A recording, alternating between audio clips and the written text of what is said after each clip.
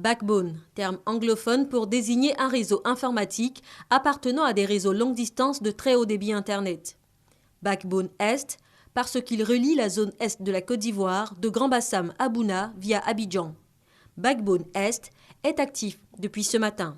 La cérémonie qui nous réunit aujourd'hui vient concrétiser la réalisation et la mise en œuvre d'une première phase du réseau national en fibre optique, ce que nous appelons le backbone national, infrastructure essentielle dans la réalisation de l'ambition de développement numérique de notre pays. Il s'agit des voies, certains disent des autoroutes, sur lesquelles s'écouleront les diverses natures de flux générés par l'économie numérique en construction. D'une vitesse pouvant aller jusqu'à 800 gigaoctets par seconde, cette nouvelle autoroute de l'information vient renforcer la transmission de données. Backbone permettra une meilleure qualité des communications, une réduction des coûts de communication, un meilleur accès au numérique, une meilleure gouvernance de la Côte d'Ivoire et surtout la création de nouveaux emplois. Les technologies de l'information et de la communication ont permis la création d'environ 20 000 emplois directs dans le secteur formel et l'on dénombre à ce jour près de 100 000 emplois indirects liés au seul secteur de la téléphonie mobile.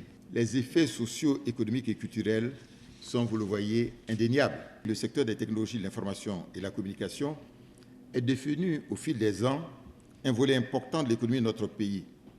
Et tout indique que cette tendance se renforcera au cours des prochaines années pour atteindre une contribution à concurrence de 15% du PIB à l'horizon 2020. L'Agence nationale du service universel des télécommunications et des TIC, ANSUT, met en œuvre le projet Backbone. Une opération de maillage de la Côte d'Ivoire en fibre optique prévue en 3 phases. Backbone Est, long de 622 km, est la deuxième phase du projet.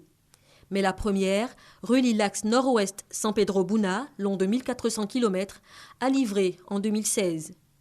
5000 autres kilomètres de fibre optique compléteront ce maillage de 7000 km. De 2011 à 2015, le nombre d'abonnés au service Internet, ADSL et WiMax, est passé de 200 000 à plus de 8 millions. Une progression record. Qu'en sera-t-il donc avec l'avènement de la fibre optique ?